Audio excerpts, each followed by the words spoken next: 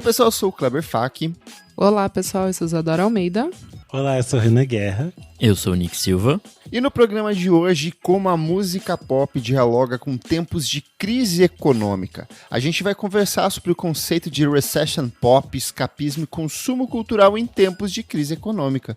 Certo, meus amigos que estão sempre em crise? Certo. Crise financeira eu tô sempre mesmo, isso é verdade. Emocional. Várias Esse crises. também. Então, Existenciais. Esse também. Mas antes o que, Renan Guerra, que adora uma recessão? Antes, você deve seguir a gente nas redes sociais, @podcastvfsm em tudo.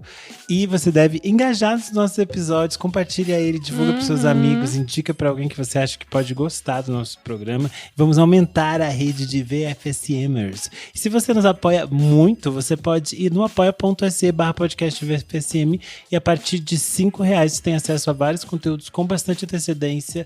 Participa do nosso grupo fechado para apoiadores no Telegram e pode assistir as gravações ao vivo com a gente, não é, Kleber?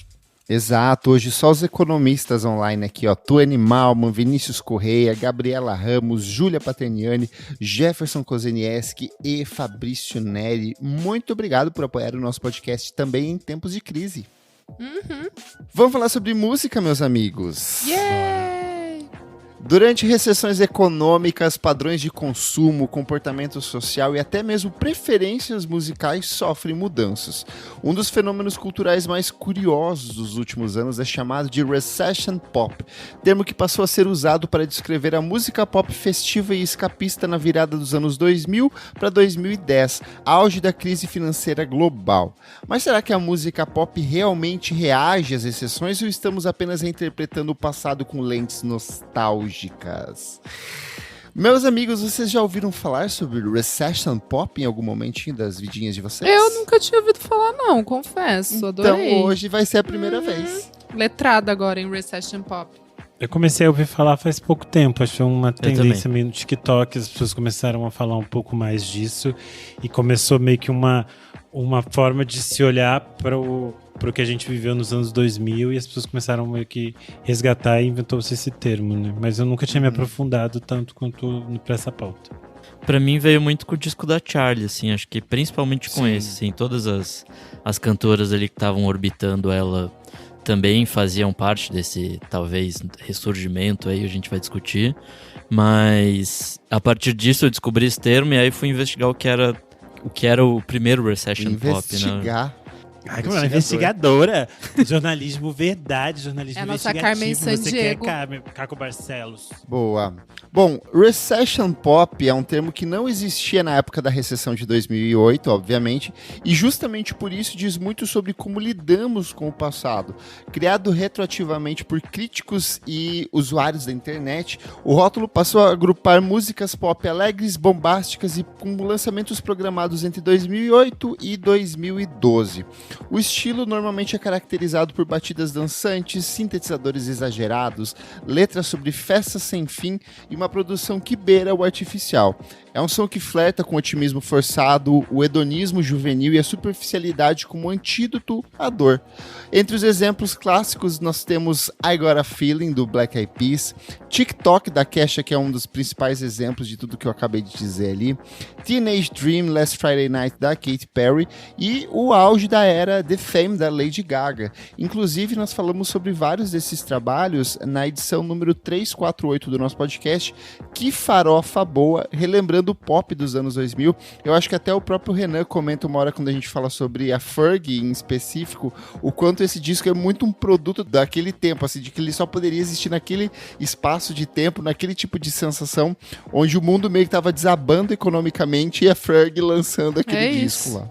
Essas músicas, obviamente, não falam sobre a crise, desemprego ou colapso do mercado em si, mas falam sobre dançar até o sol nascer, beber sem parar e ser jovem para sempre. O termo recession pop surge como uma tentativa de dar sentido a esse contraste, que é justamente de explorar uma trilha sonora ensolarada e um período sombrio. Estamos vivendo nesse período atualmente? Sim. Vamos descobrir até o fim do programa de hoje. Bom, mas para dar um pouco de contexto aqui, a gente precisa voltar para o passado, ali para o final de 2008, começo de 2009, para entender o que rolou. E a recessão de 2008 foi a maior crise econômica desde a Grande Depressão. Originada nos Estados Unidos, a crise hipotecária se espalhou rapidamente pelo mundo, provocando falências, desemprego em massa e cortes profundos em programas sociais. Jovens adultos, especialmente da geração milênio, foram particularmente afetados, formando-se em universidade com dívidas crescentes e um mercado de trabalho em colapso, instável. Muitos passaram a adiar marcos tradicionais como comprar uma casa, ter filhos ou estabilizar suas carreiras justamente por conta dessa crise econômica. Ao mesmo tempo, a própria indústria da música enfrentava uma crise muito particular ali. Desde o início dos anos 2000, com a explosão da Napster e da pirataria digital, as gravadoras perderam bilhões em receitas e em 2008 o setor já havia encolhido quase que pela metade. E aí sempre bom lembrar que em períodos de crise econômica, a cultura é sempre um dos setores mais afetados em relação a isso. A gente teve um replay disso durante a pandemia de Covid-19 também, então acho que dá para sintetizar isso bastante aqui. Muitos executivos apostavam na época em ringtones como salvação, e nesse cenário, a música pop precisou se reinventar, oferecendo hits de rápida circulação, fórmulas infalíveis de refrão chiclete e muita repetição visual nas plataformas emergentes como o YouTube. A gente que gravou há poucas semanas falando sobre o pop sueco, nessa época o Max Martin trabalhou em estúdio ali para botar muitos desses hits para jogo ali. Eu acho que não exatamente esse pop foi feito para esta época no sentido de estamos entrando numa recessão, vou fazer essa música. Eu acho que essas coisas já vinham ali desde, 2006, 2007. Acho que as primeiras coisas ali que a gente vai ver desse pop mais festivo e tal vem de 2007. Então a crise ainda não estava dada, apesar de já ter vários sintomas aí na economia. E aí acho que é isso, assim, acho que esse termo vem depois por a gente entender que essa música serviu como escapismo e tudo mais, mas sei lá, o mundo não está eternamente numa grande crise, assim, tipo, o capitalismo não está sempre entrando e voltando em crise, então eu não sei, eu não sei se faz tanto sentido assim esse termo, sabe? Nossa, ele quis destruir a pauta no início da pauta, né? Exato, derrubar pilares, né? Mas tudo bem. Não, mas eu pensando aqui, amigo, que pode ser que num mar de tantas coisas, né? Tantas coisas. Talvez nessas épocas as coisas que mais chamem atenção, que mais cativem as pessoas, que mais, né, floresçam no sentido de ganham espaço, todo mundo acaba sendo, sei lá, impactado de alguma maneira até um pouco mais profunda, talvez seja esse pop, assim, entende? Tipo, é o que as pessoas talvez legitimam, entendeu? Ainda que a gente viva também uma eterna crise desde que pelo menos nós 4 nascemos aqui, a gente consegue perceber que existem momentos de maior instabilidade econômica e social. Sim. A gente falou da pandemia, um exemplo, a crise de 2008. Sim. A gente vive numa eterna crise, mas a gente consegue perceber quando a coisa tá desesperadora, tá pior, de fato, né? Tá pior. Tipo agora, no caso, assim, né? Tipo, vendo o míssel enquanto a galera tá dançando no Líbano. Eu achei meio surreal esse vídeo, assim. Eu não sei se vocês viram. Tipo, um cara tocando saxofone. Gente, what? E a Addison Rae tá aí, né? Quer dizer, não sei. Eu acho que tem uma perspectiva de que a música pop, como sempre, ela tá ligada ao seu zeitgeist, né? Então sim, ela reflete a sociedade de diferentes modos. E eu acho que, querendo ou não, a gente vinha nos anos 2000 numa perspectiva de viver e ter uma possibilidade de existência que era muito hedonista. A gente chega a um suprassumo disso nos anos 2000, mas é algo que vinha desde os anos 90. E aí eu acho que, obviamente, isso tem a ver com próprias perspectivas relacionadas às diferentes crises que existem. A gente vem de uma geração que basicamente nasceu nos anos 80 e 90 e que tinha medo de morrer de HIV/AIDS. Era uma geração que entendia o escapismo como uma possibilidade. É só a gente pensar, por exemplo, que nos anos 80 com o boom da pandemia de AIDS, a gente vai ter ao mesmo tempo o nascimento da cultura rave e a ocupação das ruas, das cidades a partir da música eletrônica, encontrando na música eletrônica uma possibilidade de se divertir, de dançar, de se libertar desses problemas também. E a gente vai ver que nos anos 2000 essa música eletrônica, ela chega na música pop. É isso que a gente tá falando aqui, de tipo assim, isso com certeza. Uma música pop extremamente eletrônica, dançante, que está cada vez mais conectada a essas coisas. É o próprio som do Black Eyed Peas, se a gente parar para pensar. É um som que está explorando as tecnologias de uma outra maneira. Então a gente vai ter ali uma artificialidade na voz, uma outra perspectiva de se pensar a música pop a partir dali. Autotune torando. E eu acho que é um momento específico. Obviamente, a leitura de você criar o pop de recessão, recession pop, é um termo que é posterior, é um termo que foi criado agora, já nos últimos anos. É um termo que apareceu entre pesquisadores de música, especialmente o Joey Bennett, que é um cara da Universidade de Berkeley. Ele começou a falar sobre isso, e meio que foi ele que começou a criar essa pauta, e essa pauta começou a aparecer em vários lugares. E aí eu acho que tem uma necessidade que a gente possui também de criar categorias, de definir as coisas. É tipo como a gente passou a olhar de novo para os anos 2000 e chamar de indeslize as coisas que existiam lá. É uma forma de olhar para o que passou e tentar entender as experiências que aconteceram ali. E obviamente não significa que existe um pop de recessão, mas a gente pode considerar que existe uma linha do tempo ali nos anos 2000 em que esse pop refletiu essas perspectivas. E só pra terminar aqui, eu tava pensando exatamente nisso que o Renan falou sobre principalmente o indie, né, que foi o que eu, né, era mais impactada no caso. É muito surreal, assim, o quanto em 2009 e 2010 tem uma explosão de, tipo, o indie, ele vai muito pra pista.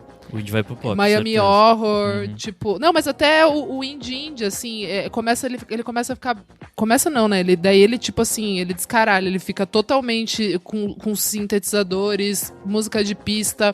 Começa de novo essa coisa de festas, né? De o festas... MGMT surge nessa época, Exato. Então, tipo assim, é muito, acho que sintomático, assim, do tempo, né? Talvez essas pessoas não necessariamente estavam pensando nisso, mas acabou refletindo sim nessa juventude que estava produzindo música. Tipo, This is our decision to live fast and die young. We exato. got the vision, now let's have some fun. É Já isso. diria MGMT, olha só. Grande filósofo. É isso. E é a mesma perspectiva que, se você pensar, só pra terminar o que a Isa tá falando, é a mesma perspectiva que acontece nos anos 90, né? Quando você pensa que é aquilo que eu falei, as pessoas estavam morrendo, elas estavam com medo, o corpo, o sexo, o desejo era uma perspectiva de medo, e você vai pra outros caminhos. É tipo o Prime Screen se conectando com a música eletrônica. São várias bandas que estão experimentando aquilo ali também nos anos 90. Acho que tem uma troca muito específica e tem uma ideia também de se viver de forma exasperada, de forma muito exagerada. Sim. Você quer viver 50 anos em 5 e você quer fazer isso. todas as coisas que sejam possíveis. Acho que tem essa perspectiva, assim. Perfeito. Bom, a gente está falando muito sobre cenário internacional, porque obviamente vem dali esse próprio termo recession pop, mas e como isso afeta o Brasil? Nos anos em que o mundo lidava com a crise ali em 2008, o Brasil vivia um momento de euforia econômica muito grande, era o chamado Brasil potência, né, do pré-Copa, pré-Olimpíadas, um momento onde não existia depressão, Nunca mais. Acabou. Ai, O tinha governo futuro. Lula estava no O futuro segundo mandato. Ai, que delícia. Estava preparando para a chegada da Dilma ali. A gente tinha um mercado interno mais forte, muitas vezes impulsionado pelo aumento do consumo de classes mais baixas e programas sociais como o Bolsa Família, que também ajudou a sustentar muito da economia nessa época. O próprio setor bancário estava menos disposto a ativos tóxicos ligados à crise. Então tem toda uma questão de que as pessoas faziam hipotecas em cima de hipotecas relacionadas ao mercado imobiliário norte-americano, e aqui a gente estava com outros focos em investimento na época. O Lula chegou a dizer que só ia chegar a marolinha aqui de todo o rolê que deu lá fora, né? Essa frase ficou, tipo, muito famosa. Era bom demais, cara, era bom demais. Além disso, o boom das commodities beneficiou a exportação brasileira, especialmente para a China, reduzindo os impactos de desaceleração global. Esses elementos todos acabaram permitindo uma resposta rápida com estímulos fiscais e monetários, o que acabou aliviando muito da situação do Brasil. Mas, obviamente, essa fase não durou. A partir de 2014, com as movimentações que resultaram na queda da Dilma Rousseff, o país mais uma vez mergulhou em uma de suas piores recessões, retração de consumo e colapso político, obviamente orquestrado, porque mais assim como hoje em dia, lá a gente vivia numa época de quase de pleno emprego novamente, então assim, rolou essa queda da Dilma ali, desestabilizou o país economicamente de novo, então tudo virou um caos. Rolou um golpeachment, Eduardo Cunha golpeachment. No Senado, não, na Câmara. Foi um tempo legal, um tempo bacana. E como a música pop brasileira reagiu? O som ficou mais sombrio? O pop nacional acompanhou essa crise com melancolia, com denúncia ou com escapismo? Acabou, obviamente, em festa. No auge do boom econômico do início da década de 2010, a gente tem a popularização do funk ostentação, que ele vira meio que essa trilha sonora da classe C, desses emergentes, da galera que ia fazer os rolezinhos em shopping, que era barrada pela segurança. Então era uma galera que não necessariamente tinha muito dinheiro, mas fazia questão de adquirir determinados itens de luxo, aparelhos de celular, roupas, correntes e tudo para que pudesse ostentar, e a gente vai ter isso muito bem claro nas músicas. A gente vai ter ali na mesma época a explosão da Anitta em 2013, né, com o Show das Poderosas, que coincide justamente com essa virada econômica brasileira. Ela vira meio que esse símbolo desse novo pop ali, e ela acaba representando também um pop mais empreendedor, porque além do trabalho como cantora, ela vai ter esse aspecto mais empresarial, estratégico e globalizado. Ela vai pensar para fora do Brasil ali, mas ao mesmo tempo as músicas dela são extremamente escapistas, divertidas, falando sobre sexo, sobre diversão, sobre loucura. Vai ter ali um Bang, um Vai Malandra da vida. Pop empreendedor é muito 2025, mas mãe, puta que pariu. É bem. A Anitta, ela era sócia não, ela era... esqueci a palavra lá, de banco e coisa e tal, né? Ela era uma das conselheiras de um banco aí. Agora ela trocou de banco também. Exato. A gente também tem o Tecnobrega e o Brega Funk como resistências periféricas em diferentes partes do Brasil, principalmente no Nordeste. A gente vai ter em várias faixas do Nordeste o Brega Funk, no Norte do país a popularização do Tecnobrega. E aí, assim, até o próprio Sul e Sudeste é impactado pela primeira vez pelos ritmos do Tecnobrega. Tem toda uma cobertura da imprensa nacional para trazer isso para cá. E até a MPB, que era tão política em outros anos, passa por um processo de simplificação e celebração da vida, abrindo espaço para essa MPB sandálica, que é um termo cunhado pela Isadora Almeida, faço questão aqui de trazer, e que revelou nomes como Ana Vitória, o Thiago York, uma nova fase da Malu Magalhães, Marcelo Genesi, a banda mais bonita da cidade. A gente tem um programa onde a gente discute esse fenômeno dessa MPB alegre e não política. Então, assim, no Brasil a gente tem diferentes desdobramentos, mas todos trazendo essa coisa, não necessariamente da negação, mas da celebração à vida, né? O sertanejo universitário ainda tava gigante nessa época, não Isso, tava? eu esqueci de colocar. Na verdade, a gente tem a inversão do sertanejo que a gente tinha, que era um sertanejo romântico, que a gente tinha até ali na década de 1990. Sim, Aí sim. segue ali com Bruno e Marrone, mas num novo sentido no começo dos anos 2000. E aqui a gente tem de fato a popularização desse sertanejo universitário, que é o mesmo sertanejo que é consumido até hoje, que vai girar em torno de quê? Mulher, bebedeira, carro. Basicamente isso. São os 3 elementos centrais disso tudo aqui, e que é uma coisa que continua até hoje. Os artistas só mudam o nome, mas a fórmula é praticamente a mesma também. Que eu lembro que essa coisa, meio Michel Teló da vida, assim, era bem nessa época, assim, 2008, 2007, algo assim. Não, pra frente. Pra frente? Acho que é depois, não é? Pra mim não sei. Se 2009, aí se eu te pego, acho que era 2010. por aí. 2000, Esse recorte que a gente tá na pauta. 2000 aí você te pega 2011. Aí, ó.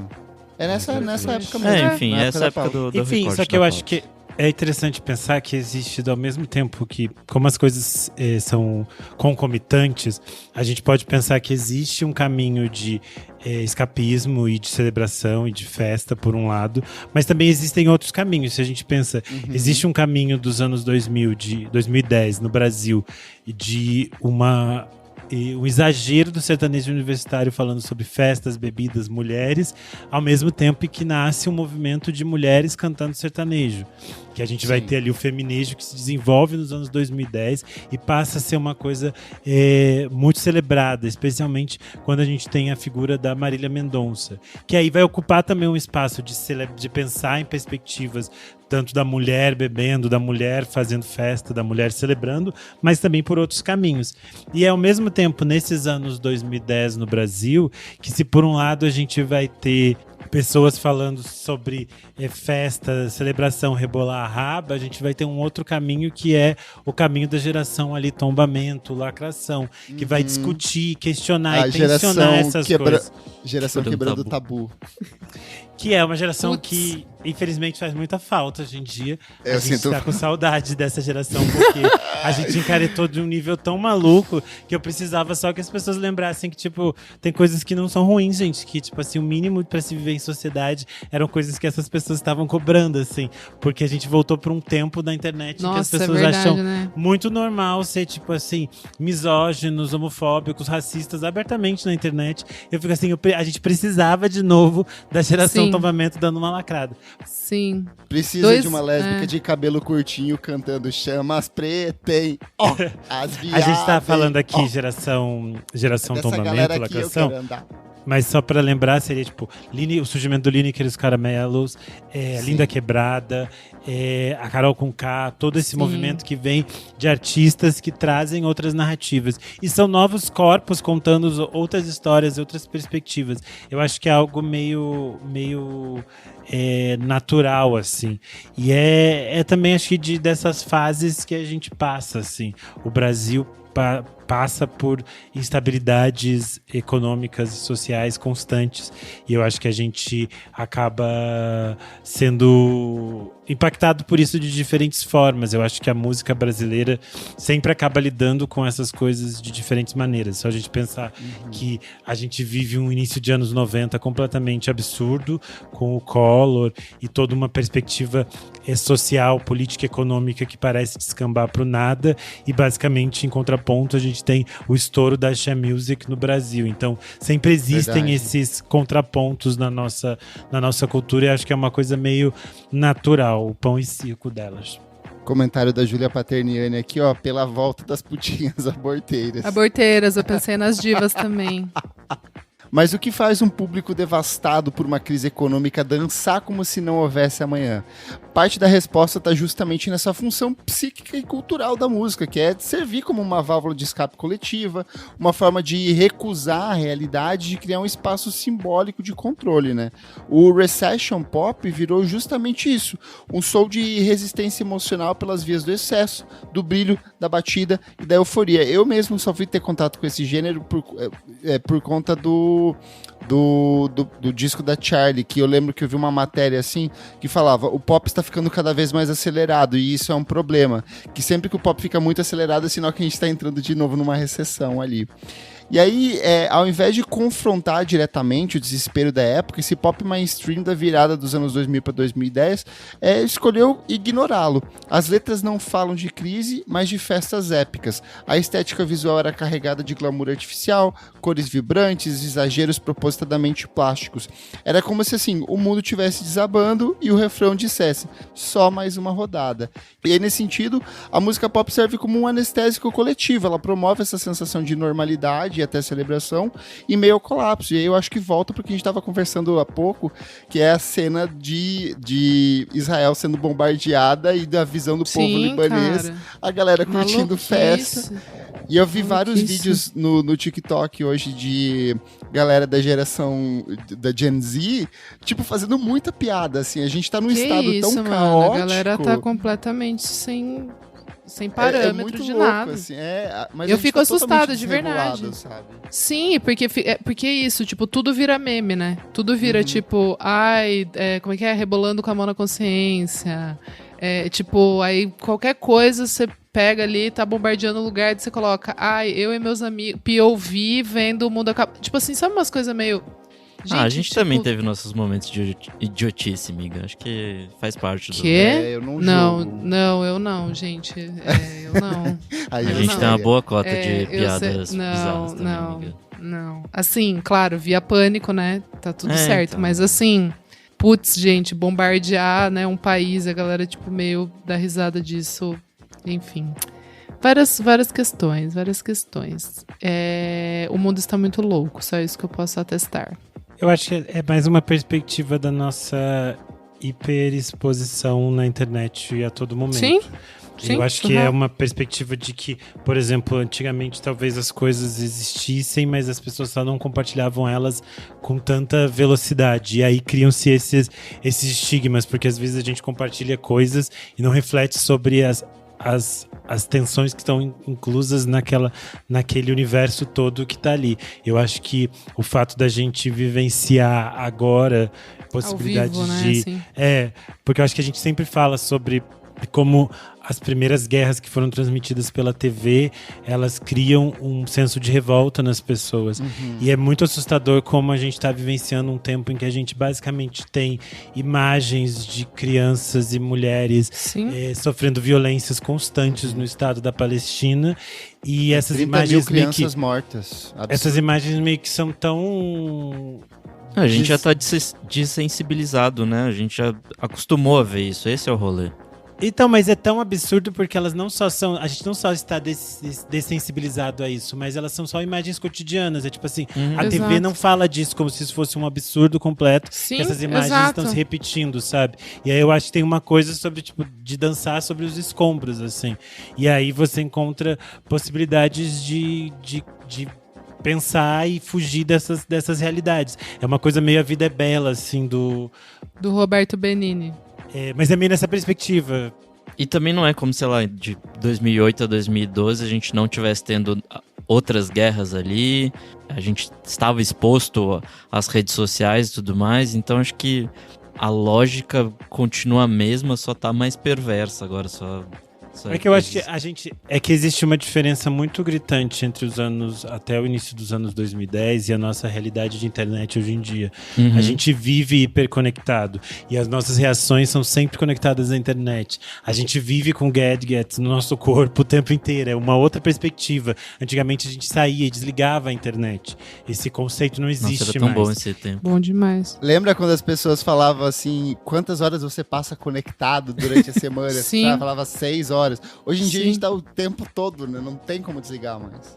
E aí eu acho que são só perspectivas de como a gente lida com essas questões. Eu acho que isso obviamente se reflete na arte em diferentes estágios. E daí pode se refletir tanto numa arte que vai ser engajada, e a gente sabe quanto a música pop pode ser isso, como Sim. pode ser uma arte que vai ser comercial e que vai ter um impacto geracional que é muito rápido. E a grande questão, eu acho que a gente tem disso, é que alguns artistas, por exemplo, não conseguem se dissociar disso.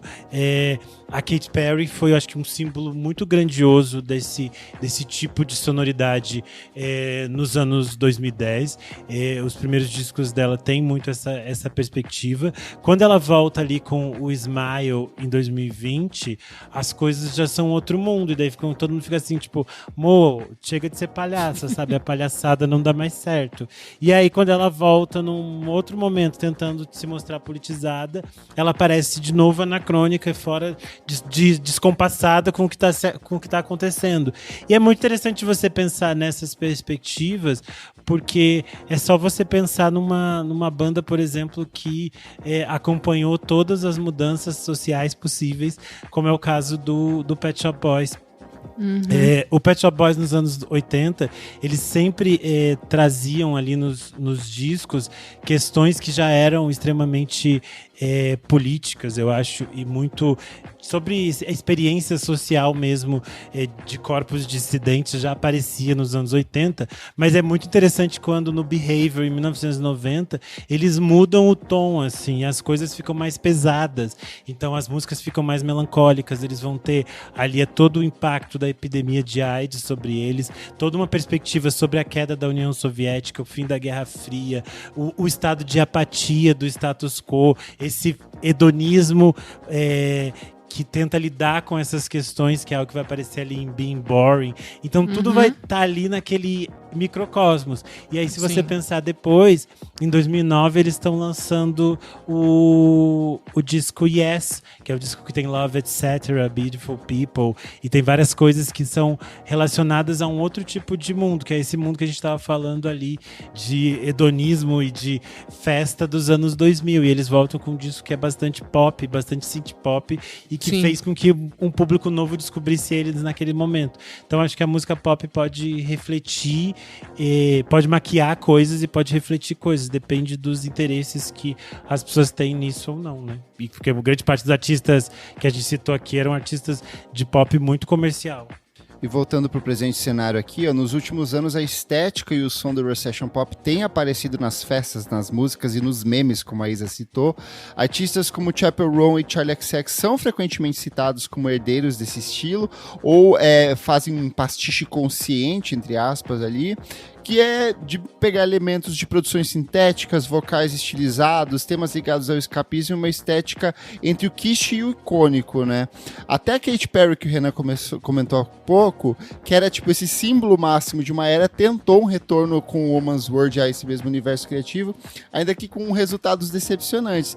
E esse revival faz parecer que é menos ligado à economia atual e muito mais pela nostalgia.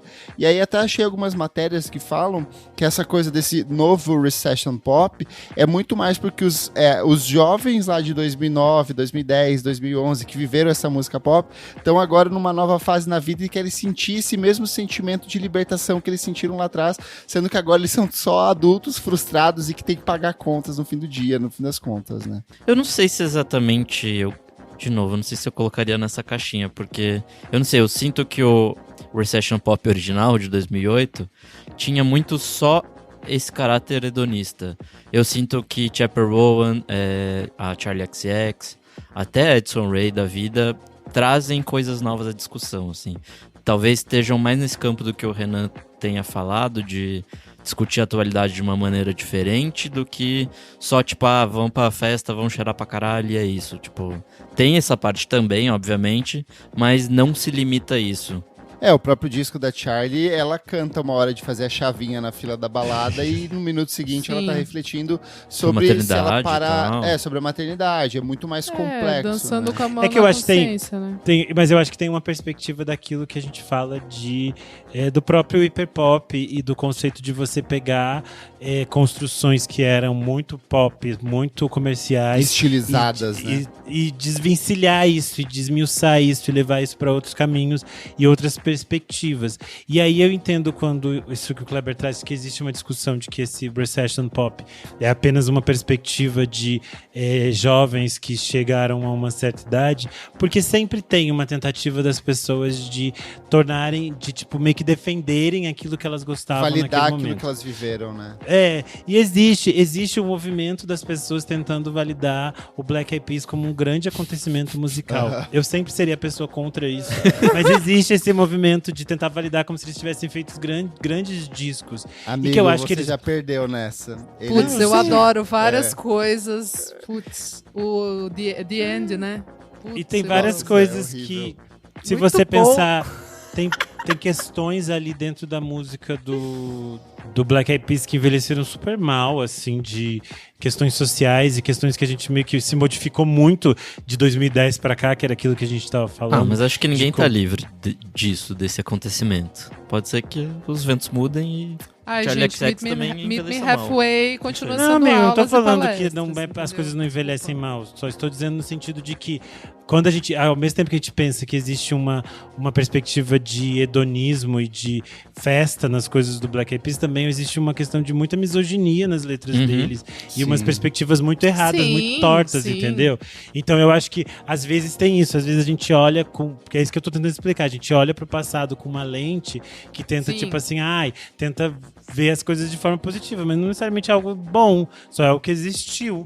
E aí eu acho que a questão é essa, é algo que existiu. Existe sim uma perspectiva de se pensar num mundo em que a gente estava buscando uma certa leveza e um certo escapismo, mas também existiam outras questões que acabam saltando aos olhos quando a gente olha com o olho do futuro, do futuro não, com o olho do presente para esse passado. Eu acho que também tem um rolê que, não sei, assim, em 2008 principalmente, a gente tinha muito esse olhar da crise puramente financeira. Acho que hoje a gente entrou em tantas outras crises, assim, tipo, sei lá, a IA vai tomar nossos empregos daqui a pouco, sabe?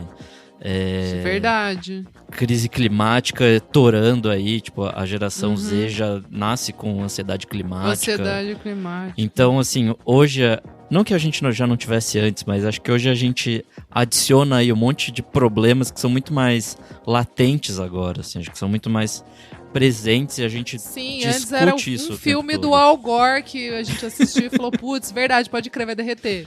Daqui a pouco, né? Daqui a alguns anos fudeu. Agora, tipo, mano, fudeu agora. Tipo... Agora é a menina lá, é a Greta, é Não, e o rolê, a Greta que era só da coisa climática, olha, gente, ela teve uma crise política também na guerra e tal. Exato, pegou o barquinho, criança, foi né? lá, tá uma loucura, viu? Tá. Sabe, tipo, mas que eu acho... que eu acho que, na verdade era só uma perspectiva do que a gente consumia nos anos 2000, amigo. Porque, na prática, vários artistas já estavam discutindo todas as outras questões. Sim. Só que a própria narrativa midiática em torno da crise financeira dos Estados Unidos foi muito grande pra cima da gente, é aquilo que a gente estava falando. Por mais que a gente não sentisse na prática no Brasil, a TV o tempo inteiro reforçava uma ideia Globo de News, estamos 24%. uma grande crise financeira. E os americanos não estão conseguindo comprar casa. Putz, acabou pra todo mundo. E era uma perspectiva de como a gente consumia essas coisas. E é sempre diferentes perspectivas de como a gente lê determinadas coisas. Pra mim, o exemplo claro é quando a Anoyne lançou o disco Hopelessness, e aí ela tinha uma música que ela falava mal do Obama, e aí ela falava sobre a hipervigilância dos Estados Unidos sobre os corpos, e aí as pessoas falavam, ela tá gata, tá exagerando, porque não sei o quê, porque ela tá forçando a barra, porque o Obama era o nosso primeiro presidente negro. E aí, tipo, basicamente todas as coisas que ela fala no Hopelessness de sei lá quantos anos atrás, são coisas que cada vez mais são discussões que a gente tá tendo. São coisas, são discussões nessa época a NSA já tinha dado todas as crises lá, então a gente já sabia que isso era puramente verdade. Então, mas são perspectivas de E o que aconteceu? Só piorou, olha que bom. Só que eu acho que a gente tem outros meios de discussões e de possibilidades de pensar essas coisas para além de narrativas tão unificadas como era num espaço que a gente só tinha a televisão, porque é isso que a gente está vendo agora, tendo essa quantidade de informações que a gente tem sobre Gaza, por exemplo. Eu acho que é uma outra perspectiva, e aí eu acho que isso sobre os vários temas, e obviamente isso tem a ver com a perspectiva de que a gente também passou por todo esse processo que a gente brincou aqui de lacração, de tombamento, e isso foi um processo mundial mesmo. A gente viu artistas no mundo todo falando sobre diversidade, sobre inclusão, e isso se transformou numa pauta natural, assim. A TV, por exemplo, passou a olhar para isso, e isso é uma coisa importante. Por mais que eles tentem, às vezes, hoje em dia, deixar isso em segundo plano, ou diminuir o impacto disso, o fato é que a gente se modificou nos últimos 15 anos de maneira brutal, assim. Então, coisas que deveriam ser óbvias há 10 anos atrás não eram. Então a homofobia, o racismo eram coisas muito potentes na TV, na mídia e na música pop. E acho que nisso a gente melhorou muito, assim. E aí, assim, ainda que a gente vivesse nesse estado de euforia constante, como boa parte das músicas que a gente trouxe aqui, ainda existiam canções melancólicas, existiam outras temáticas no pop da época. Por exemplo, o Umbrella, da Rihanna, que é uma canção que foi um dos grandes hits daquela época, mas ela tinha uma mensagem muito forte, uma linguagem melancólica muito forte de acolhimento ali também. What Goes Around Comes Around. A Rihanna tinha Please Don't Stop the Music. Exato. Tipo, essas coisas estavam rolando ali. Não era como se as pessoas só cantassem sobre isso, assim. Então é muito mais aquilo que a gente falou, vem muito mais no sentido posterior, de tentar organizar um movimento do que necessariamente que tudo estava convergindo para aquele mesmo caminho, né? Acho que outro ponto que vale a pena falar é dessa coisa da nostalgia, assim. Acho que invariavelmente a gente tá preso nos anos 80 e todas as crises que a gente teve lá desde então.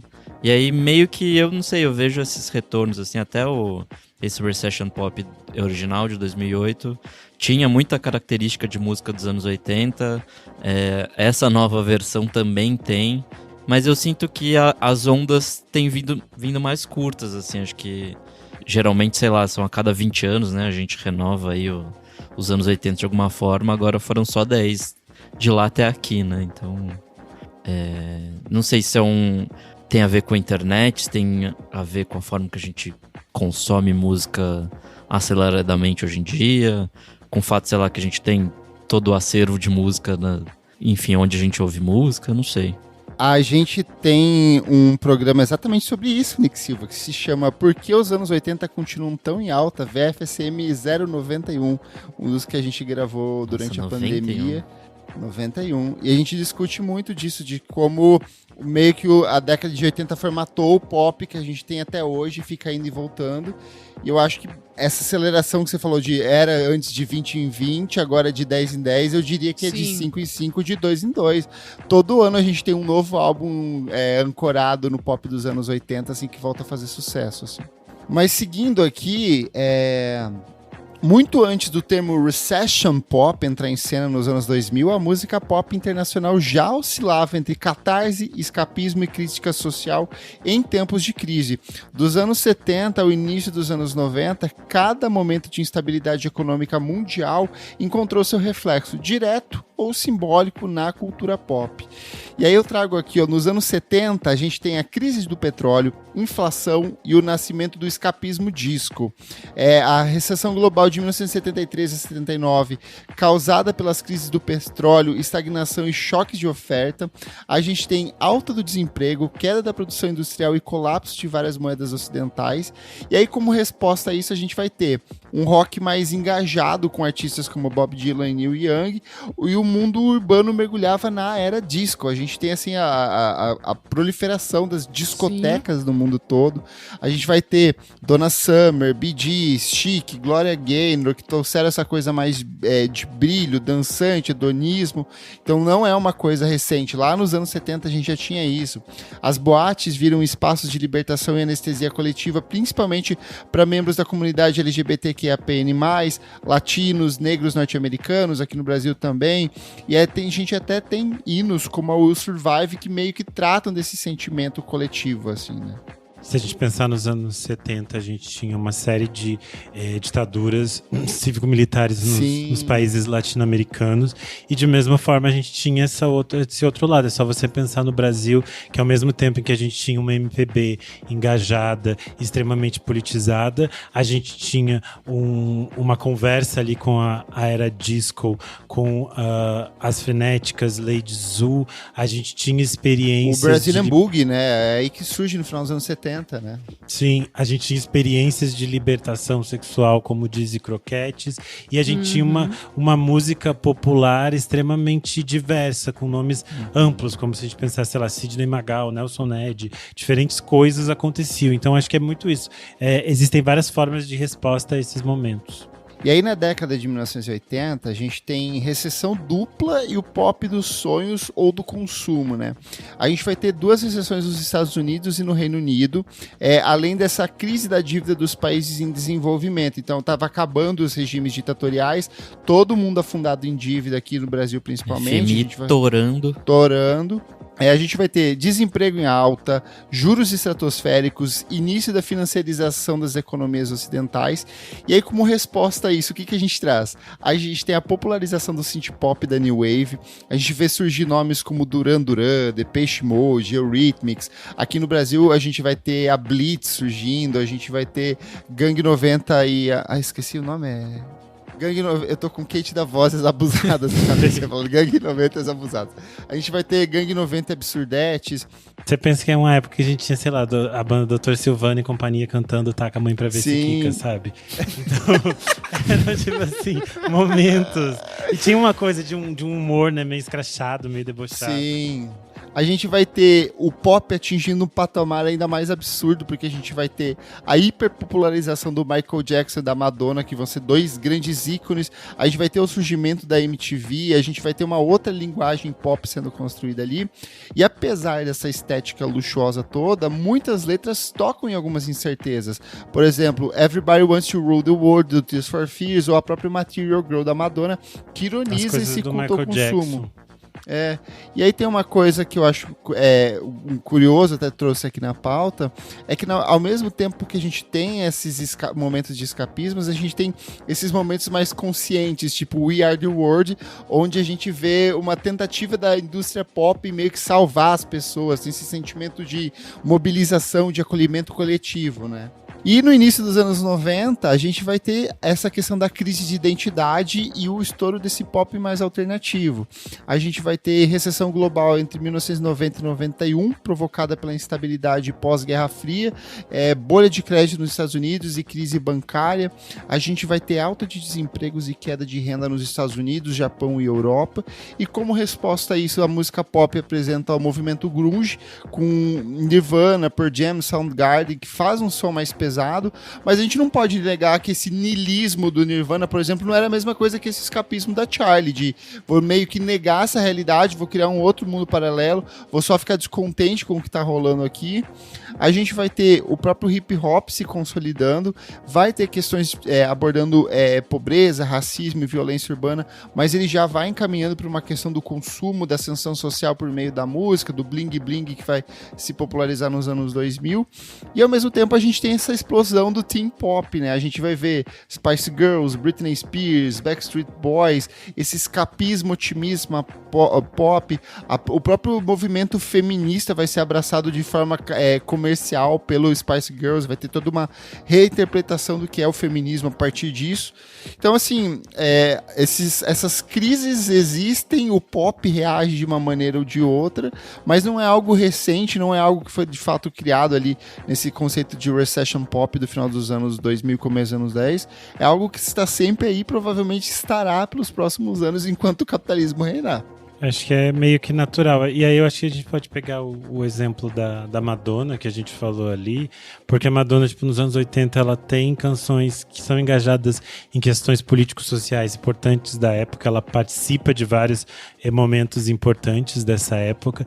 No início dos anos 90, ela vai ser a voz ali central de uma geração de pessoas queer, falando sobre liberdade sexual, sobre desejo, no momento em que o nosso desejo é signo de medo. E aí depois é muito maluco, porque também... E aí enquanto as Spice Girls vão abraçar Girl Power e a Kathleen Hanna vai ficar puta com isso... Margaret Thatcher é feminista, com certeza. Ai, a coisa fala isso. Quem fala? Alguma das Spice, eu não sei qual é. Putz, porque alguém pergunta, é tipo um humorista pergunta, Margaret Thatcher had girl power, e ela fica muito preocupada, ela diz, deve ter algum, daí ele fala, girl power quando ela bombardeava mulheres nos países do Oriente Médio, e aí ela fica toda perdida, coitadinha, ela fica nervosa, ela não sabia o que fazer. Enfim, mas a questão aqui, por exemplo, se a Madonna nos anos 90, enquanto as Spice Girls estavam fazendo isso, ela tá tipo, vou espiritualizar, vou pro outro lado aqui fazer outras coisas. Então, é também uma perspectiva muito virada do século, essa coisa de espiritualidade, de descobertas de outras possibilidades. Sim. De encarar todos esses momentos de dificuldade do mundo. Os artistas também trazem essas possibilidades. A própria Anitta hoje em dia, que tá nessa fase que ela se divide entre Larissa e Anitta, e daí a Anitta mesmo é a Anitta das festas, da ferveção, e a Larissa é a mulher dos mantras, acompanhada Vem aí o Ray of Light dela. Vem aí o Ray of Light. Então, eu acho que as coisas são muito variáveis. Eu acho que existe... A minha conclusão geral é que existe, sim, uma linha do tempo aqui que a gente consegue mapear algumas similaridades entre as canções, mas acho que isso não é necessariamente um gênero per si, uma perspectiva, é só uma nomenclatura que a gente pode dar para um espaço-tempo ali dos anos 2000. E você que tá ouvindo, concorda com o ponto do Renan, não concorda? Vai lá no nosso Instagram ou aqui no Spotify e conta pra gente o que você pensa sobre o Recession Pop. Existe, não existe? É só uma nomenclatura, uma classificação? Estamos passando por um novo momento de pop e recessão? Escreve aí e conta pra gente que a gente lê no próximo programa. Certo, meus amigos engajados no pop? Certo. Certo. Vamos pro próximo bloco do programa, Não Paro de Ouvir.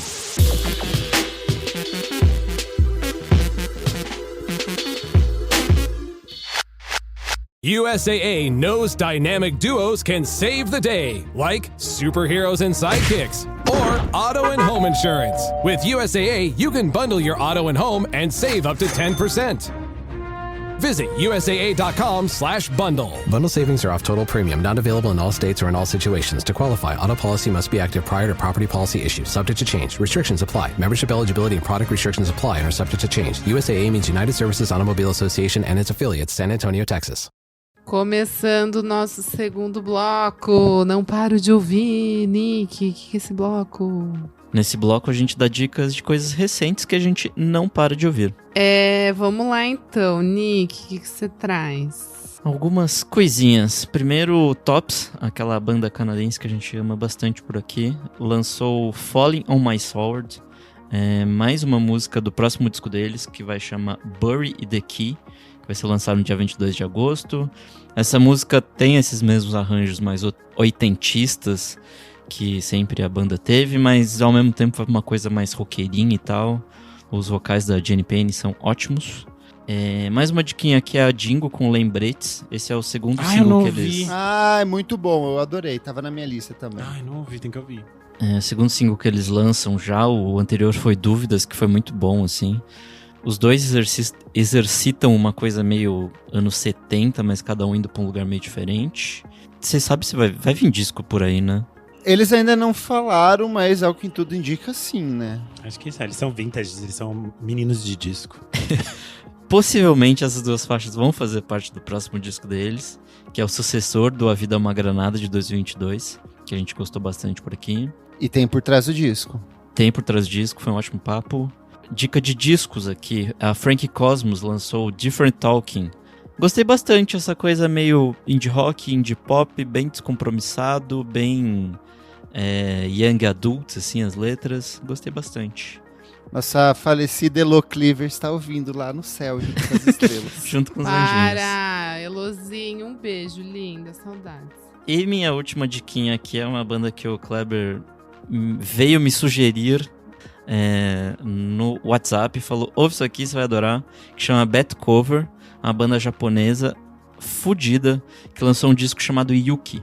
É uma coisa meio jazz, meio rock, meio maluco, bem Black Mid das ideias, assim, tipo, eu gostei bastante, um disco que foi lançado no comecinho do mês passado, e, enfim, eu pirei, assim, tipo, enfim, é uma coisa bem jazzística, bem interessante. Se vocês gostam dessas coisas malucas que eu digo por aqui, ouçam esse disco, é bem bom. E já que você gostou, você tem que agora me agradecer da forma como eu pedi pra você me agradecer lá no WhatsApp. Como que era? Obrigado, ó Lorde Pintão, rei de Pintópolis. Aí é demais, aí é forçar a barra. Meu Deus do céu, sabe? Putz. Mas muito obrigado pela então. dica. Foi Tá uma ótima bom, dica. então. Ó Lorde Então- Pintão.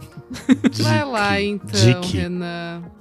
Bom, pra começar aqui as minhas dicas, eu vou com uma música que eu fiquei ouvindo o final de semana inteiro. Eu fiquei compartilhando em todos os lugares. Eu obriguei todas as pessoas a ouvirem. Que é uma música que se chama Tem Que Ter House, de uma banda de Natal chamada Taj Mahal.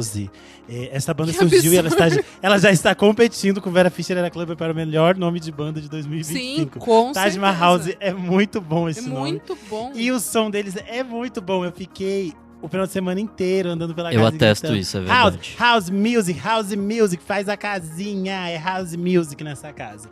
Enfim, é muito bom, é um coletivo, são 4 artistas, tem uma energia meio...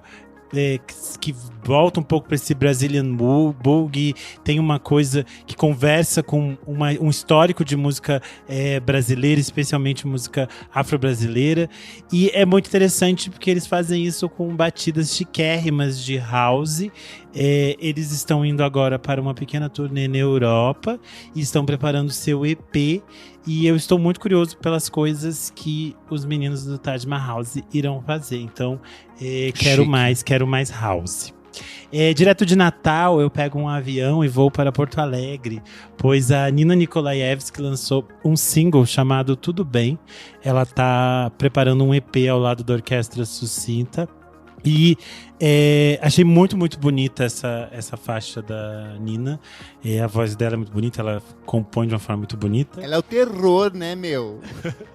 É um poeta, cara. A mulher é um poeta. Né? Enfim, estou curioso para esse EP dela. Curiosamente, há alguns momentos, alguns dias, o algoritmo do Spotify funciona. E foi muito surpreendente, porque eu tava ouvindo a música da Nina e do nada entrou uma outra música. E eu fiquei assim, meu Deus, que música boa. E aí eu fui olhar, uma música que tinha saído há pouquíssimos dias de um artista nascido no Japão, mas radicado no Canadá, que é o Jonah Yano. E a música se chama Home Run 2021, vou falar em português. A música foi... 2021. 2021. A música foi escrita e produzida por ele em parceria com o Mac G. É uma faixa super bonita, produção super interessante. Enfim, fiquei curioso pelas coisas que ele vai... Parece que eles estão meio que produzindo algumas coisas juntos. Talvez vai virar alguma coisa a mais. É Maggie, tá? Maggie. Isso. Maggie. Senão a Isa corrige. Sim. Então, mas é isso, Maggie, vocês aprenderam. Deixa essa parte aqui. Isso é uma coisa, Isadora Almeida, não é Oclo, é Oklo, tá? Oclo. Você tentou me corrigir. Não, é Oklo. Ok, é ok mesmo, não é Oclo. Fui ver Quem entrevista que falou? eu fiquei com ela mesma. Depois eu fui ver várias Oklo? matérias. Oklo. Fica tão não feio. É Oclo. É Oklo. Às vezes as pessoas não valorizam as palavras que tem, mas tudo bem, cada um faz Exato, com as palavras exatamente. o que quiser. Cada um faz o que quiser, tá bom? É porque o nome dela é alguma coisa low, tipo Louise, alguma coisa assim, e aí ficou tipo Oklo. Mary Lou, aí ó, Vinícius colocou, o nome dela é Mary Lou. Você chama Mary Coitada. Lou. Mary Lou, a exato, galinha, tinha, Mary Lou. Não tinha queria oportunidade comentar, mas de tudo ser bem, Mary tá? Lou. Oclo, Mary Lou, não, a vai galinha, ser mas Ok enfim. Low. Beleza, vamos lá. Ok, Segue Low. o jogo. Seguindo Segue o jogo. aqui, nos singles, o Calef Castro, que eu acho que eu falei dele ano passado, é um funkeiro meio nesse universo de um funk queer, lançou uma faixa chamada Alecrim, com produção da Guile, e eu achei bem interessante porque as outras músicas dele eram mais tipo funk destrói noia, e essa é mais um clima mais assim, clima envolvente, então achei super gostosinha Alecrim do Calef Castro.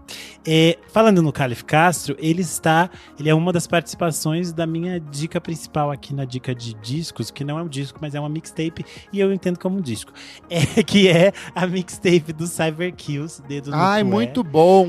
Eu tinha indicado aqui os singles anteriores e agora saiu a mixtape completa e é excelente. Muito bom. Acho que resume muito do trabalho do Cyber Kills. Pesado. Destrói nós, amor.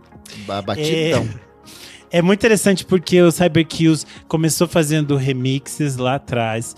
Eles trabalharam com diferentes artistas da cena LGBT brasileira. Eles foram muito abraçados pela Pablo Vittar e eles passaram a produzir com muita gente legal. Então, se a gente pensar a música queer nos últimos muitos anos no Brasil, a gente vai passar pelo Cyber Kills.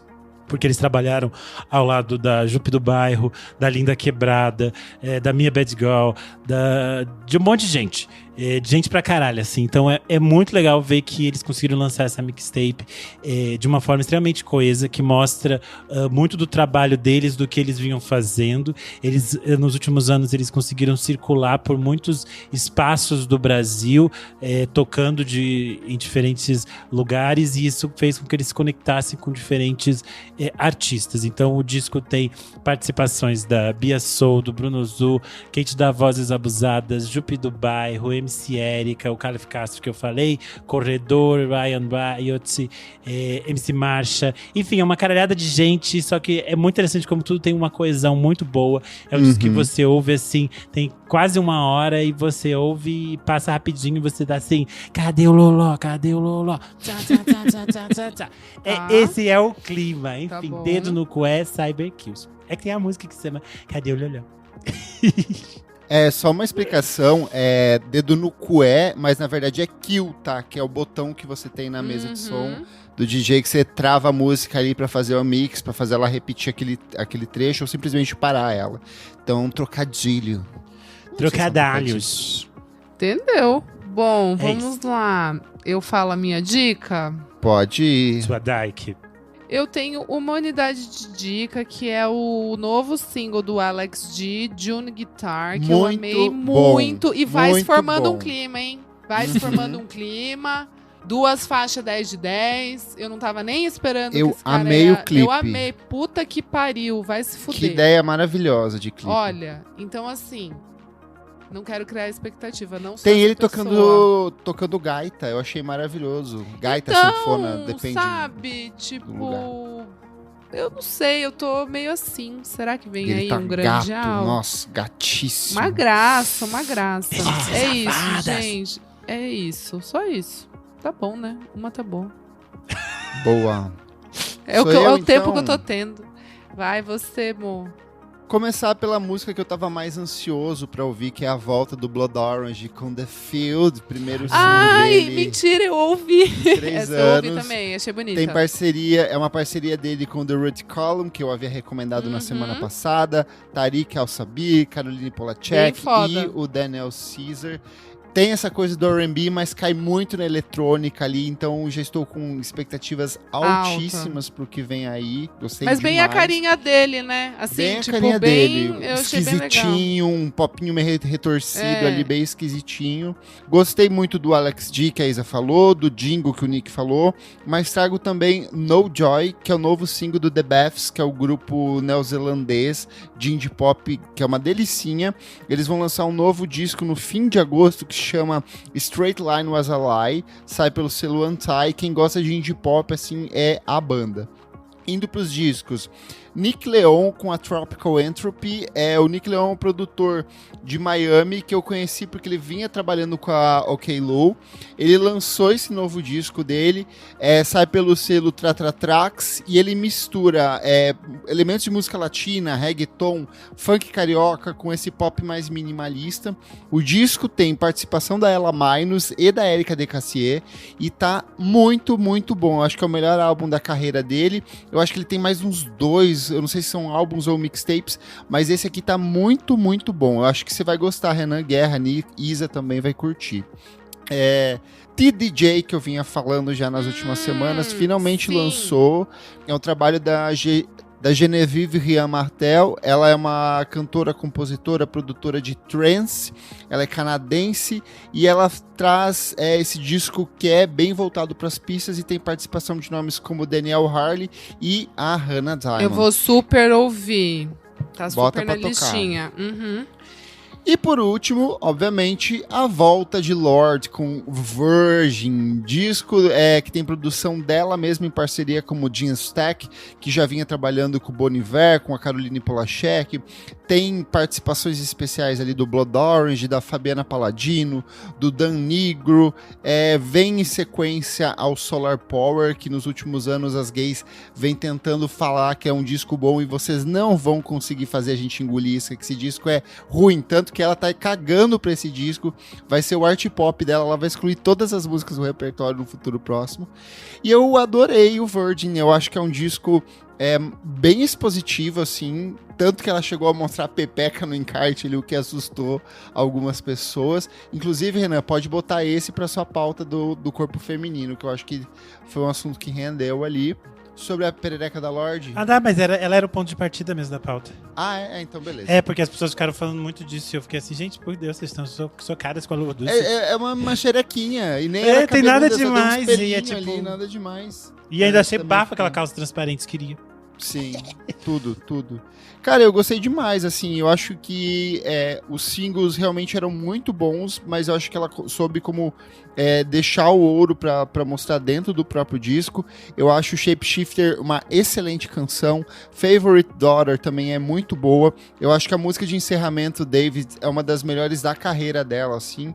Ela fala muito sobre a relação dela com o uso de MD, outras substâncias, fala muito sobre as relações dela quanto ao próprio corpo, sobre a sexualidade, sobre não binariedade.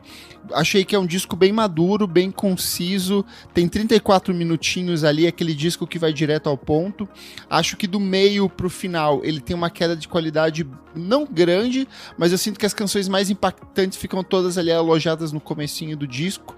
Mas enfim, eu acho que o final recupera com o David, é um disco que eu estou ouvindo e estou gostando bastante, adorei o encarte. Vocês viram o CD que ela fez? Ou vocês tá não causando viram? polêmica. Que ele é um CD todo transparente, tipo, ele não tem... Ele Aquele toca normal Parte no reflexiva. CD. É, ele não tem a Então, parte mas tem reflexiva. vários tocadores que ele não toca como CD. Não toca? Tipo, a moça não tentou sabia. colocar... Porque ela falou, eu compro CDs porque eu escuto CDs no carro, é o que eu gosto de fazer. E daí no carro dela não funciona. Esses Eita. tocadores que você enfia o CD assim, não tava puxando o CD, sabe? E aí eu vi umas pessoas Entendi. reclamando. E aí eu vi um segundo moço falando que ele ficou muito triste porque ele gosta de ter os CDs. E daí também não tocava no dele, não tem uma opção, tipo, normal, assim. Aí virou uma Entendi. questão. Achei interessante. Mas eu essa achei, discussão. eu achei bem legal, assim, gostei muito do encarte mesmo, assim, que quando o raio-x você vê a parte da frente, você vê a parte de trás, pelo próprio encarte do CD, assim, então achei muito legal a estratégia. É isso, gostei, estou reconciliado com a Menina Lorde, ainda Que que o bom, show amigo. do Solar Power, o show do Solar Power no Primavera foi maravilhoso, foi uma turnê linda, e quero ver quem que vai trazer ela pro Brasil ano que vem, porque todos os discos que ela lançou, em todos ela veio pro Brasil em algum momento. Sim. Acabamos. Então, fechou. Vapo. Bora pro terceiro bloco. Você precisa ver isso.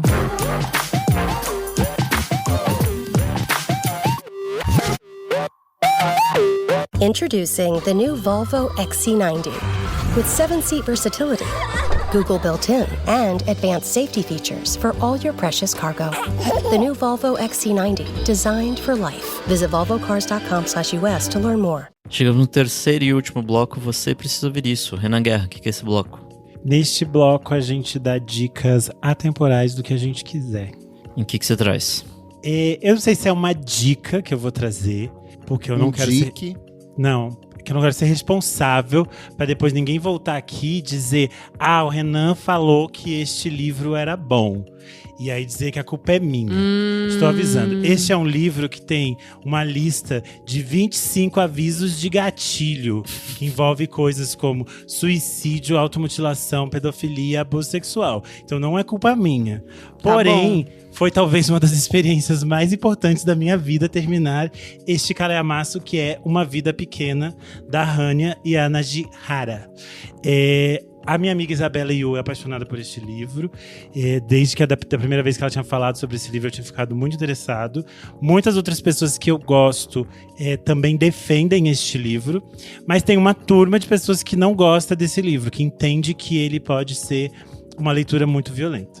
Vamos lá. O livro conta a história de 4 amigos, o Jude, o Willen, o JB e o Malcolm. A gente acompanha meio que a amizade deles que surge quando eles estão fazendo faculdade e depois a vida adulta deles em Nova York. O livro vai acompanhar quase que apesar de começar ali na época da faculdade, ele vai voltar e vai ter muitas lembranças da infância desses personagens e a gente vai acompanhar a vida adulta deles. É um livro de quase 800 páginas e ele é uma das coisas mais dilacerantes que eu já li na vida, assim. Realmente, tipo assim, muitas vezes eu chorei no metrô lendo o livro. E aí, quando eu cheguei nas páginas finais, eu decidi, ok, eu vou terminar de ler ele em casa, porque eu sei que eu vou chorar muito. Porque tem um vídeo viral que é uma menina chorando no metrô e ela tá lendo Uma Vida Pequena. E aí eu falei, eu não posso ser gravada que nem ela, porque eu vou ficar pior. E aí eu realmente fiquei pior. Tipo, quando eu acabei de ler, eu fiquei assim, uns 10 minutos chorando e pensando o que eu faço da minha vida agora que eu me separei dos meus meninos, meus 4 meninos. Porque você cria uma relação muito forte com eles. Porque ela escreve. Esse é a coisa mais interessante do livro. Por que eu leio um livro tão horroroso e fala coisas tão horrorosas e mostra quantas pessoas são tão horrorosas e você se apaixona tanto por ele? Porque a forma como ela fala sobre todas as coisas que te sustentam, apesar desses horrores, é que é a coisa mais bonita.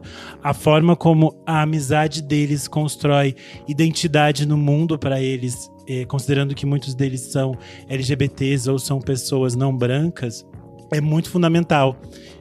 A Hanya é uma é uma mulher não branca, ela é do Havaí, e ela tem esse olhar muito forte para entender como você precisa criar identidade, criar sua existência no mundo, apesar das violências que o mundo queira te colocar.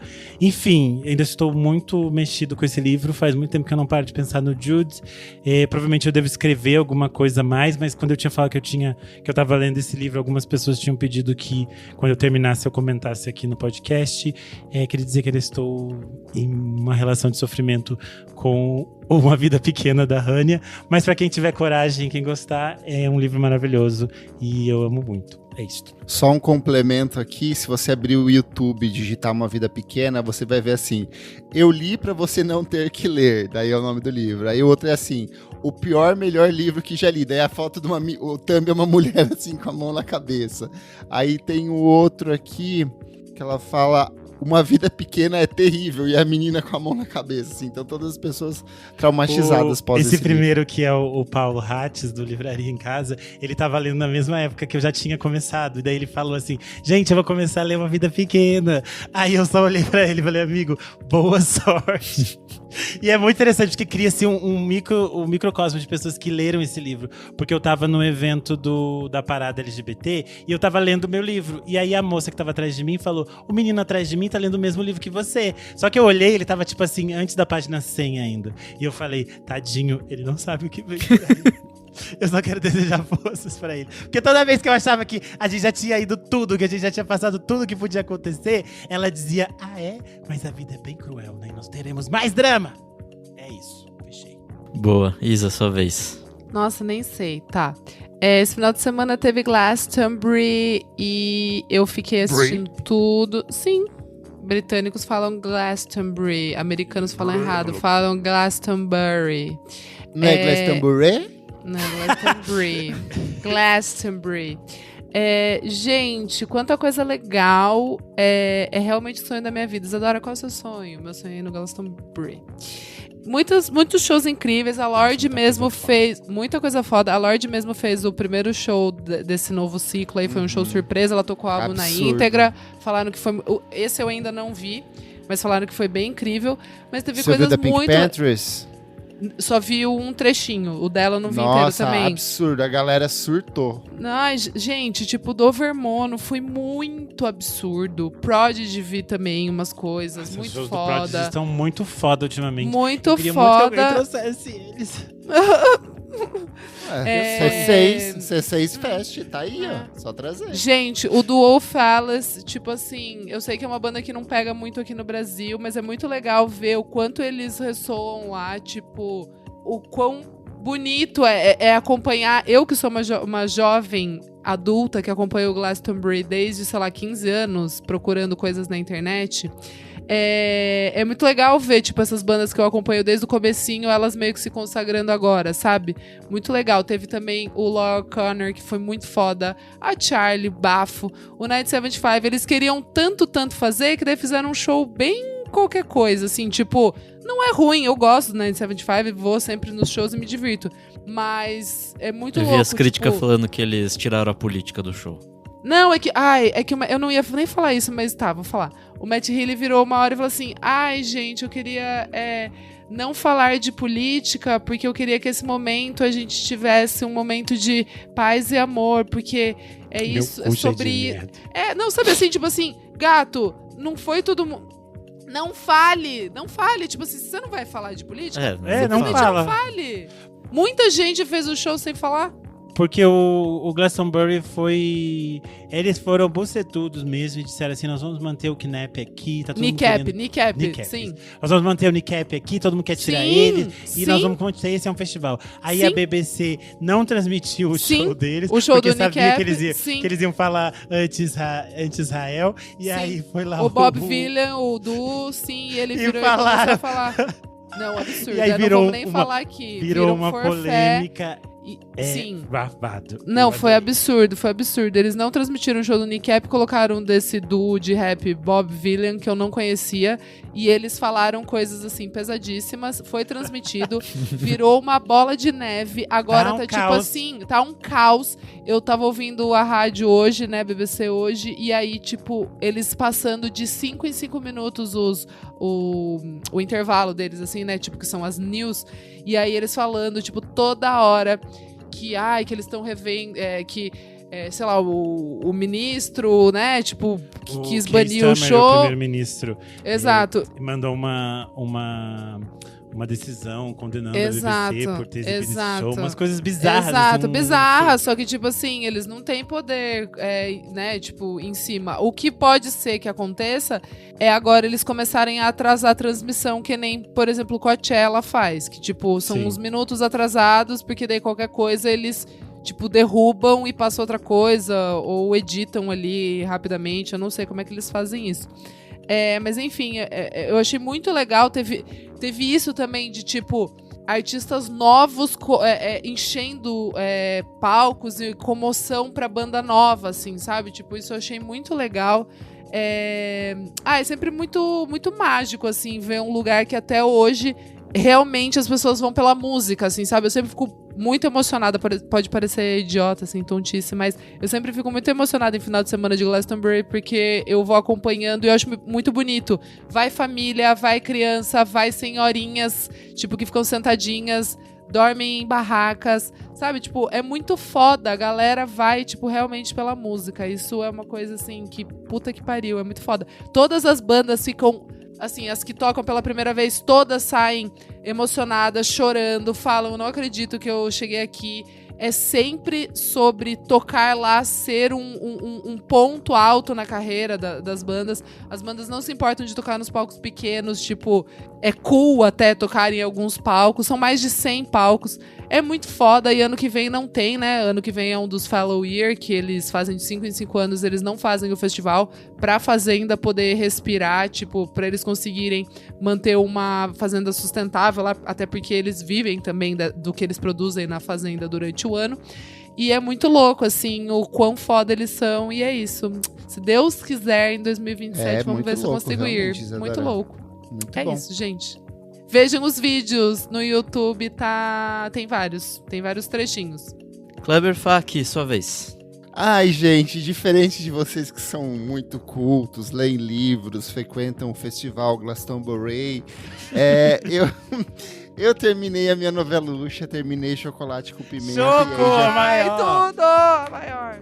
E aí eu já fui atrás da próxima. É óbvio que eu estou revendo, né? Celebridade, a maior novela de perfeito, todos eu tava os falando tempos. ontem, falando que nós já fomos um país sério, quando nós tínhamos Sim. a bunda do Thiago Sim. Lacerda e os peitos da Débora Seco e da Juliana Cara, Paz na TV. A Ai, Juliana que Paz delícia, metendo a sério. tetona na tela, assim, Ai, que absurdo. delícia. Ai, Que Jack, joia, elenco tudo pra mim. maravilhoso, que elenco maravilhoso. Gilberto Braga, pra mim, assim, no ápice. Eu acho. Eu lembro que na época eu fiquei muito envolvido com essa novela, assim. Tem o assassinato do Linneu, que também parou o Brasil ali, todo mundo tentando descobrir quem foi. Sim. E só trazer aqui, ó, uma sinopse pra quem ainda nunca assistiu, os jovens que nos ouvem. Em Celebridade de 2003, Maria Clara Diniz, interpretada pela maravilhosa Malu Mader, é uma bem-sucedida empresária do ramo musical que vê sua vida virar de cabeça pra baixo com a chegada de Laura Prudente da Costa, uma mulher ambiciosa que busca vingança. Disfarçada de admiradora, Laura se infiltra na vida de Maria Clara para destruir sua carreira e roubar sua fama. Cara, é maravilhoso. Cada núcleo, assim, é um núcleo menor que o outro. Homens deliciosíssimos. Fábio Assunção no auge da beleza. Nossa, Thiago Lacerda no auge da beleza. Ai, gente, ali é também. Márcio Garcia, caralho. Márcio Garcia. Marcelo Faria, gostosíssimo. bombeirão. Marcelo Faria, bombeiro. Nossa, homens deliciosíssimos. E, já que aqui é um podcast de música, não podemos esquecer, a trilha sonora nacional tem Rita Lee, Dudu Nobre, Titãs, Caetano Veloso, Gilberto Gil, Gal Costa. Tem a versão internacional também. E ainda rendeu um disco de samba com Zeca Pagodinho, Revelação, Martinho da Vila e Leci Brandão. Então, assim, novela impecável. Ela foi ultra esticada, ela tem 221 episódios. Mas eu acho que eu vou matar tão rápido quanto o Chocolate Pimenta, que tinha 209. Fun fact que eu soltei esses dias pro Nick, mas a primeira vez que eu ouvi Sympathy for the Devil dos Rolling Stones por celebridade. E eu fiquei completamente viciado por essa música. E até hoje eu sou completamente apaixonado por essa música até hoje. Puta, e a segunda coisa que eu acho que essa novela é muito absurda, porque ela capta meio que aquele zeitgeist da era dos paparazzi e tudo mais, mas ela ainda dialoga muito com essa sede de fama que as pessoas têm hoje em dia, de tipo, sim, total. Ser influenciador e tudo mais. É muito bafo. Gilberto Braga era muito Sério? muito atual. É muito foda. É Ai, muito Maria bom, Clara gente. Diniz, sabe, cara? Que foda. Ela recebeu Eu já das sei. bandas no Brasil. Ela junto com a Lani. Começa Ela com Simply Simple Red. Red. Simple Red, eu amo quando Ela eles com aparecem. Simply Red é muito bom. É muito bom. Mas eu amo ela e com a Alanis Morissette, porque ela também tá no episódio dos normais em que a Fernanda Torres finge que é a Alanis Morissette. Então ela tá com duas Alanis já. Sim, é maravilhoso.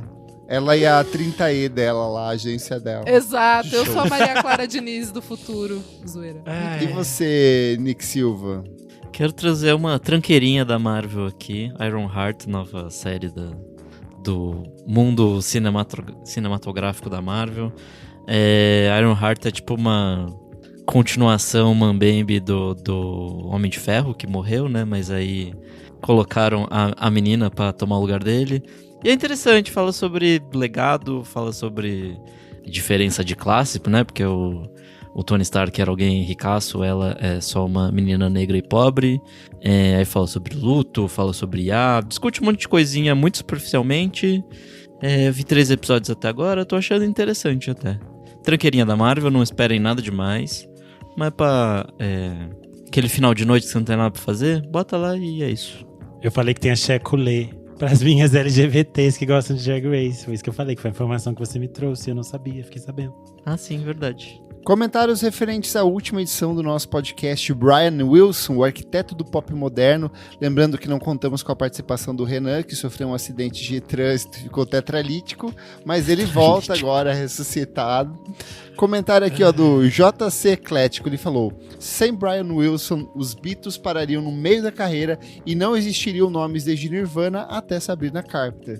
Talvez eles não devessem existir. Ai, menino. O Cocteau Twink comentou. Esse nome é ótimo. Esse nome! Cocteau Twink é muito bom. Tem um podcast gringo que chama Cocteau Twinks. Cocktail. Tá como coque de pinto, tá? Isso, tá escrito assim. Cocteau Twink. Comentou, os Beatles seriam uma banda de um único disco bom, Rubber Soul, se não fosse o Pet Sound. Ela quis polêmica aqui. E comentário do João Júnior, ele falou: todo episódio abre aspas, eu amo a Isa diferente. Essa curiosidade sobre o At My Most Beautiful do R.E.M., das mais lindas do mundo, foi maravilhosa. Eu sou o @KleberFac em todas as redes sociais e você também pode acompanhar o meu site musicainstantanea.com.br. Eu sou Almeida Dora no Instagram, Almeida Dora Underline no Twitter, e é isso. Eu sou Renan Guerra em todas as redes. Você lê meus textos no Screen and Yell. Toda sexta-feira tem minha newsletter no Substack. E esse mês, especialmente, vocês também me leem na revista Noise da Cansei de Ser Sexy. Ela chegou hoje aqui. Está tão linda, tô tão feliz. Tudo Renan, adolescente, gayzinha do interior, está muito feliz. É isso. Eu sou @Nick Silva nas redes sociais. Você lê meus textos lá no Monkey Bus. Não esquece de seguir a gente nas nossas redes sociais, @podcastvfsm em tudo. Siga a gente na sua plataforma de streaming favorita, avalie, compartilhe, comente, que a gente sempre gosta de ler aqui. E se puder, seja um de nossos maravilhosos, eu diria mais, deliciosos apoiadores, que por apenas R$5 por mês participam do nosso grupo fechado para assinantes, têm acesso a muitos programas com antecedência e participam aqui das gravações ao vivo, como nosso comentarista Vinícius Correia, Rodrigo Berg, Jefferson Kozenieski, Miriam Marinho, Leonel Moura, Danilo Ferreira, Francisco Bronze, Fabrício Neri e Pietro Rodrigues. Muito obrigado pela sua audiência e até a próxima edição. Tchau, tchau. Tchau.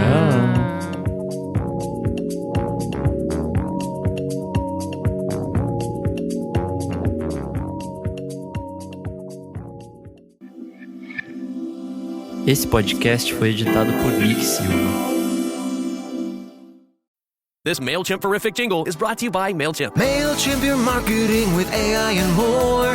Advanced automations to connect to your store. MailChimp, your marketing and boost your clicks.